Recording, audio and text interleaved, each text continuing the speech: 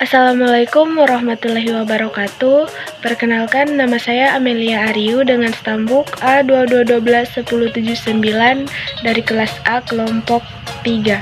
Akan menjelaskan tentang percobaan 8 yaitu hukum Ohm. Saya akan menjelaskan tentang tujuan percobaan, alat dan bahan online dan offline, prosedur kerja, dan yang terakhir dasar teori. Yang pertama, tujuan. 1. Tujuan instruksional umum atau TIU, memahami asas-asas fisika tentang kelistrikan. Yang kedua, tujuan instruksional khusus atau TIK, menunjukkan hubungan antara beda potensial, kuat arus, dan hambatan pada sebuah rangkaian. Menunjukkan hubungan antara beda potensial dengan kuat arus dalam bentuk grafik. Menghitung besarannya hambatan berdasarkan grafik hubungan antara benda pot. Yang kedua, dasar teori. Apabila pada ujung-ujung suatu penghantar diberi beda potensial, maka penghantar mengalir arus listrik dari potensial tinggi ke potensial rendah. Menurut George Simon Ohm, bahwa kuat arus listrik yang mengalir dalam suatu penghantar sebanding dengan beda potensial antara ujung-ujung penghantar tersebut, asalkan sifat penghantar tetap atau minimal suhu tidak berubah, tidak mencair, dan sebagainya. Persamaannya adalah V sama dengan IR atau 1, sedangkan besarannya daya listrik dirumuskan sebagai P sama dengan V. Alat dan bahan. Yang pertama, laptop. Berfungsi untuk mendownload aplikasi simulasi PET. Yang kedua, simulasi PET berfungsi untuk menjadi alat untuk sebuah percobaan. Yang ketiga, pena ballpoint untuk mencatat atau menuliskan percobaan. Yang keempat, lembar kertas untuk mencatat hasil dari uji coba tersebut. Baiklah, selanjutnya kita masuk dalam prosedur kerja aplikasi PET. Pada bagian ini kalian pilih lab. Inilah tampilan awal dari aplikasi PET hukum Ohm. Jadi seperti inilah tampilannya. Di bagian kiri bisa dilihat yaitu komponen-komponen listrik yang akan digunakan untuk membuat rangkaian. Selanjutnya di bagian kanan ini ada keterangan show current, kemudian labels, kemudian values. Labels ini menunjukkan keterangan atau bagian-bagian dari alat sebelah situ.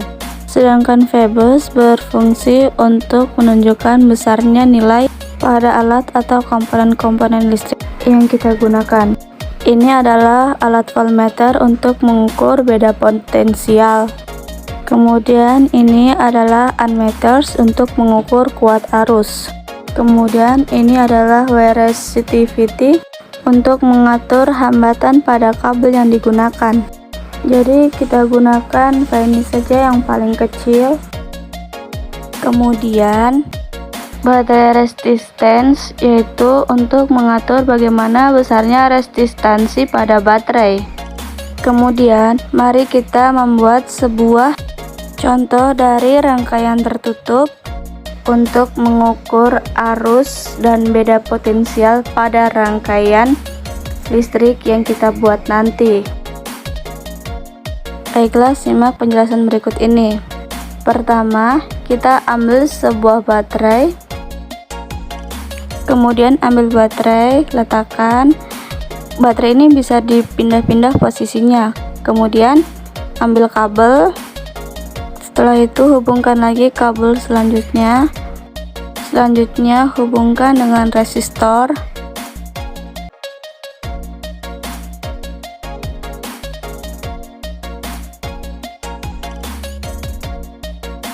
Kemudian dihubungkan dengan switch atau saklar.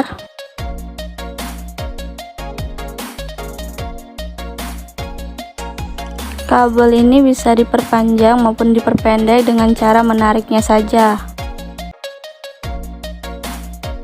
Kemudian dihubungkan dengan sebuah bola lampu.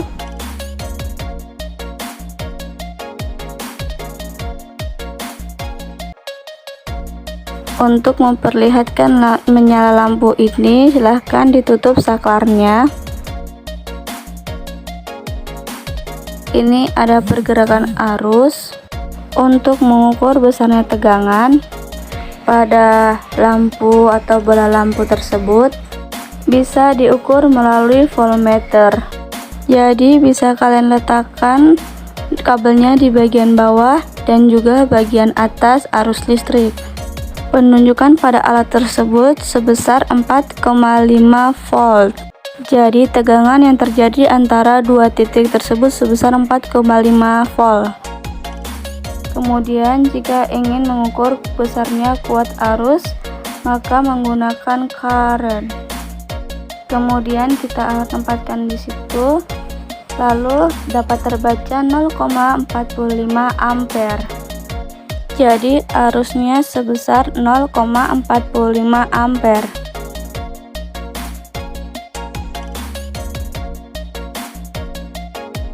Jadi kalau kita ingin memanipulasi atau mengubah besarnya resistansi atau resistor, bisa diklik saja resistornya akan menunjukkan keterangan seperti ini.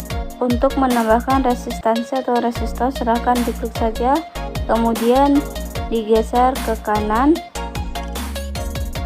Jadi penunjukannya akan bertambah di sini berapa nilai resistansinya.